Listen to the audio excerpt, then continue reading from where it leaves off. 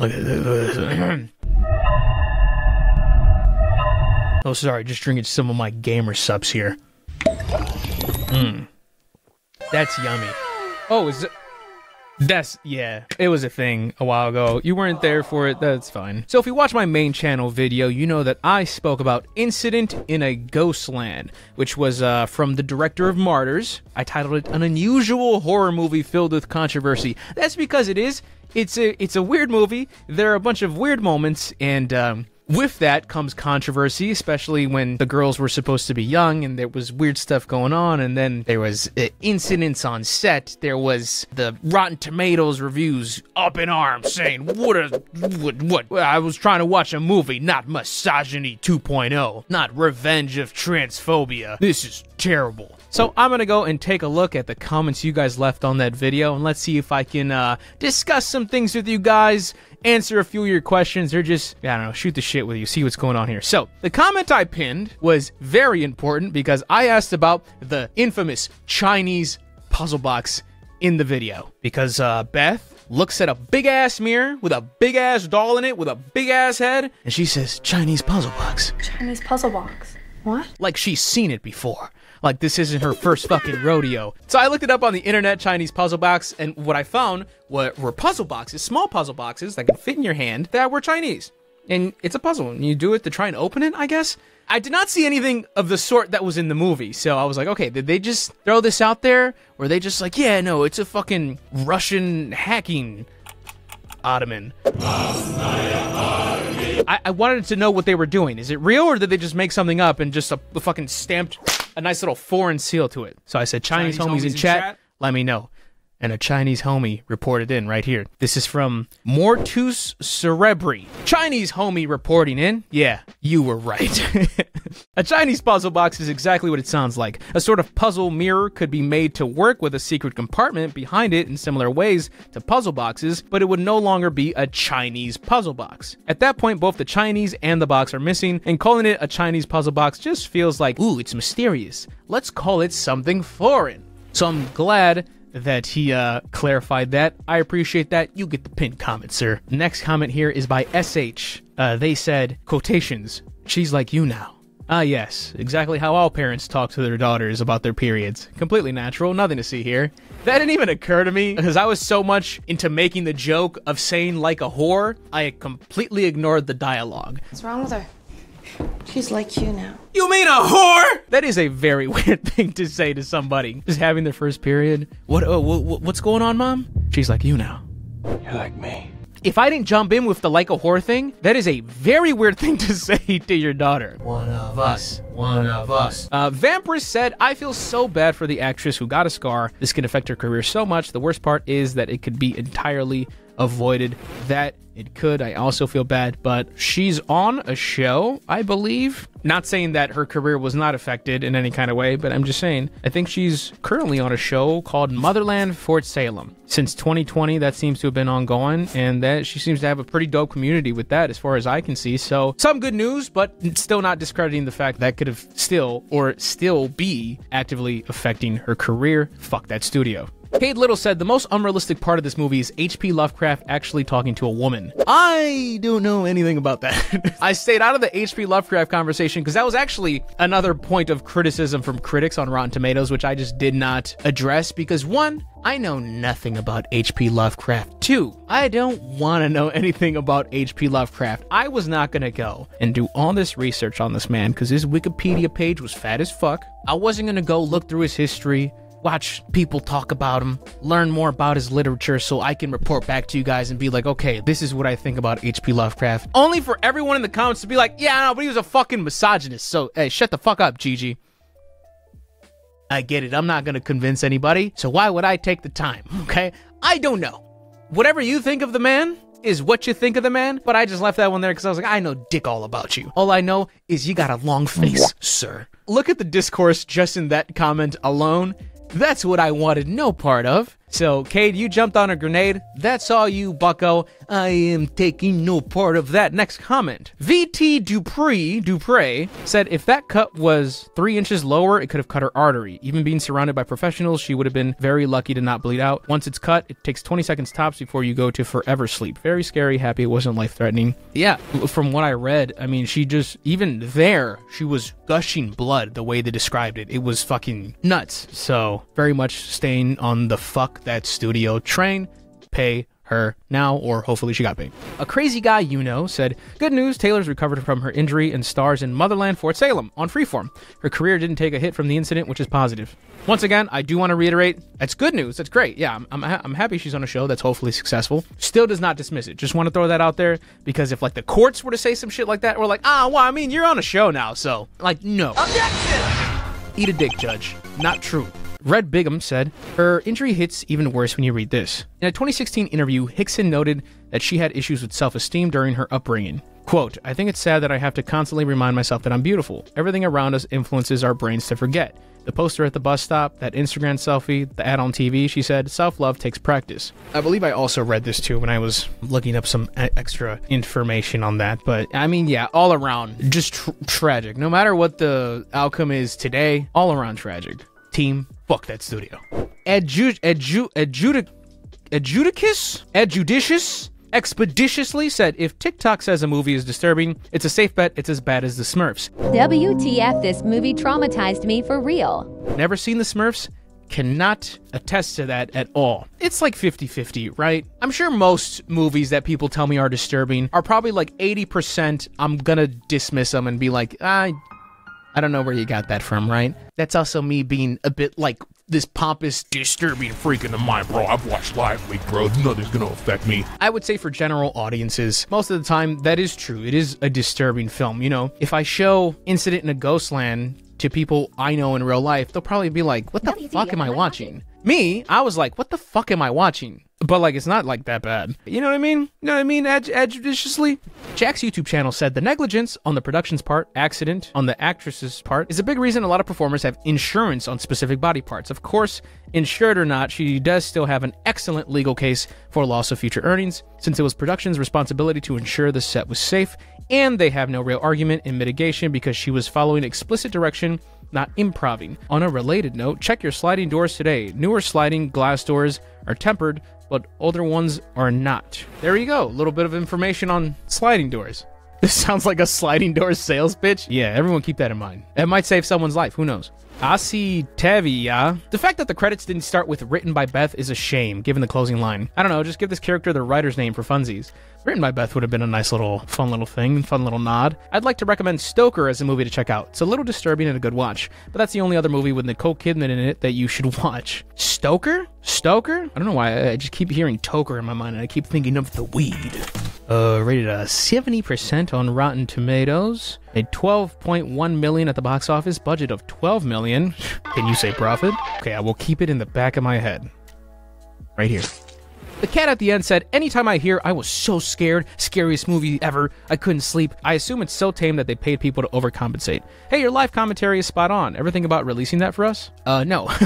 I enjoy putting in the live commentary. I think that's kind of a fun thing to do now, like now that I'm trying to do with movie reviews. So when I'm doing the first time watch, I'll record myself. Because sometimes in the moment commentary is different than me having to reiterate it later. So you guys can kind of experience the same thing, right? The con to that is it's often not as refined. I'll try and pick out specific spots where the spontaneity factor overweighs the refined factor, where I think it's funny or useful to the audience. Shut up. Shut your dirty, stinky mouth. Shut the fuck up. Releasing the whole thing, I don't think would work as well. I'm not pretty much it. You know, I'm not YMS. I feel like they're incredible at that type of thing. If I were to release the full live commentary that I picked out from that movie, I had it. It was like 5 minutes, just total, right? That's how much useful shit I actually said throughout the movie. What I put in the review is reaching that threshold of good enough to give out to you. So whatever amount I can put in there, I'll totally put in there. But as far as assuming it's tame, they paid people to overcompensate, like I said, the general audiences will be freaked out by this type of shit. No hate against them. I'm glad their mind isn't as fucking dark and disgusting as mine is. Please Please don't tell anyone how I live. Vilma says, I think it's weird that the mom is constantly speaking French and the daughters are not even able to understand her. Like, you were raised by this woman, they should be able to understand what she says, even if you don't speak the language. No, I think they, obviously my fault on relaying that. They understand her. The fucking, what's her name? Oh, tip of my tongue, you bitch. I keep wanting to say Velma because I read your name. Oh no, because I read your name, it fucked me now, Velma. Why would you do this to me? Oh, come on, dude, I just released the video. See how, like, quickly, as soon as I'm done with the fucking video, just, get the fuck out. Sick of you.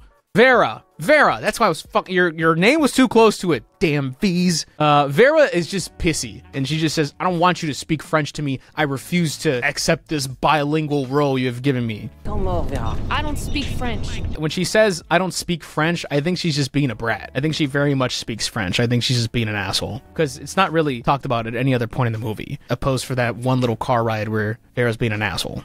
Trashboat said, one movie about women getting physically, sexually, mentally abused does not a misogynist make, but when a director/writer has multiple movies centered on women suffering, I do get a little itchy, especially when the writer's a man, but that's just me. Which I totally understand, because I haven't seen The Tall Man, but Martyrs, I like Martyrs. I think Martyrs is a good movie. But yes, in Martyrs, if you've seen it, there was a woman getting her ass beat in that movie by a man. And when I say beat, I mean beat. That is one of the more unsettling scenes for me. She is getting fucking molly-whopped.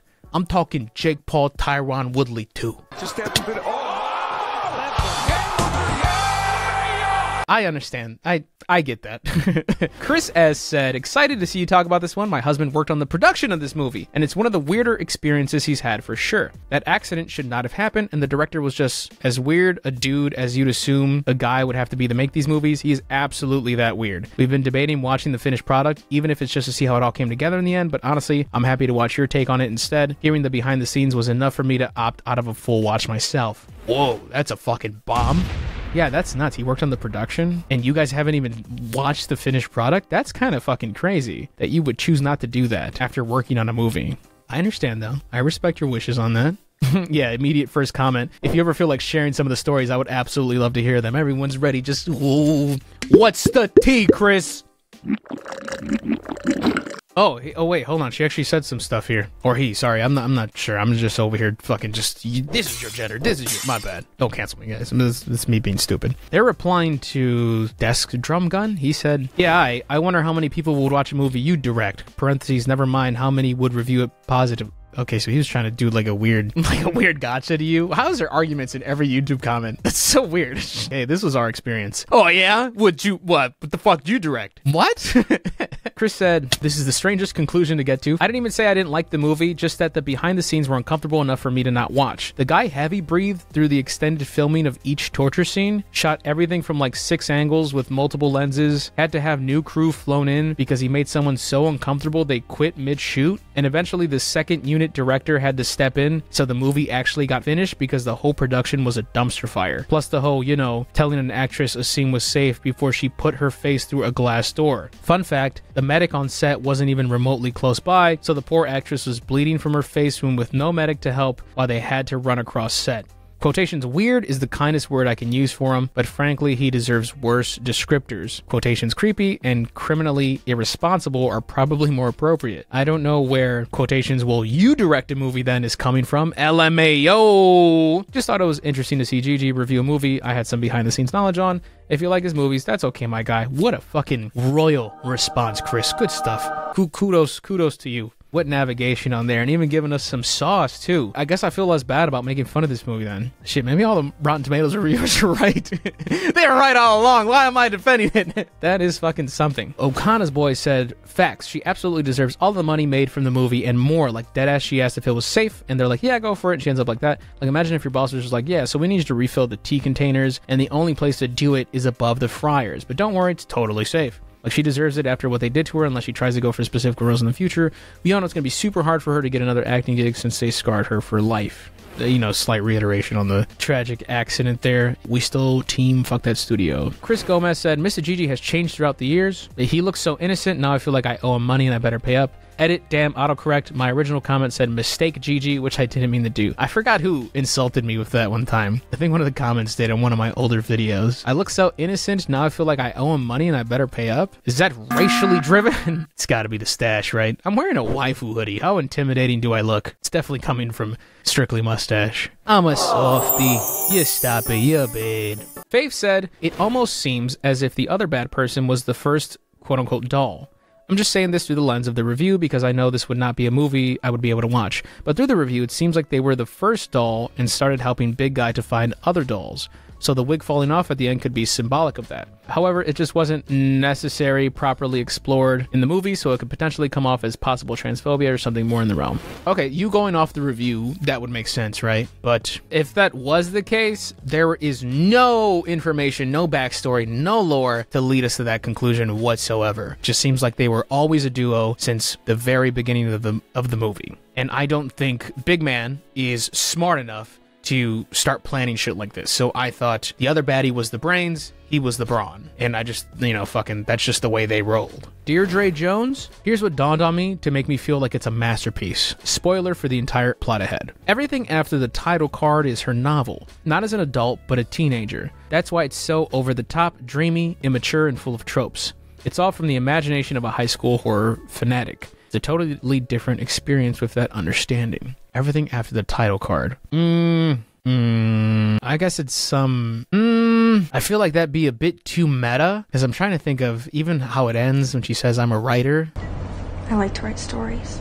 Maybe if it ended on some Shrek shit and she's closing the book. Because in the dream sequence, she writes Incident in a Ghost Land, which would be too meta because the movie's Incident in a Ghost Land where she's dreaming about writing Incident in a Ghost Land. I think there's too many little scenes where it just kind of pushes that theory away. So me personally, I wouldn't jump on board for that. If you could find more evidence, for sure. But from my watches, I would think no on that, right? Night Dark said, if you didn't notice, the window she broke with the typewriter wasn't no longer broken at the end. Either it was a production mistake or it was another episode she was having and she never really escaped. I'd probably say production mistake. She broke a very tiny window. The window that the mom is in isn't broken, but then again, I never really paid attention to look if that little window was broken as well. I would say production mistake on that. There was no other indication of there being some sort of cliffhanger on that or anything like that. So I'd probably say they're bad on that one. But yeah, that was my nice little follow-up to my Incident in a Ghostland review. I have another horror movie review in the works. This is a very, very scary movie, right? But not like this. This one's different. So I hope you guys enjoyed that one as well. As always, people always ask about the shirts I'm wearing in the videos. This is Gamer Supps. They got all types of waifu merch and shirts and shit like that.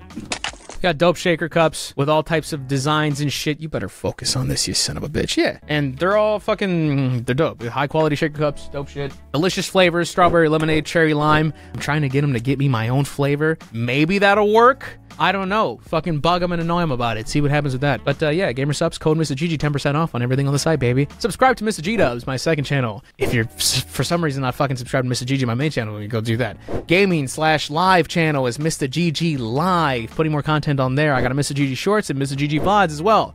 Go fucking do all that. Appreciate you guys. Leave a like, subscribe. Fucking, what else? And as always, I am Mr. Gigi, and I am out.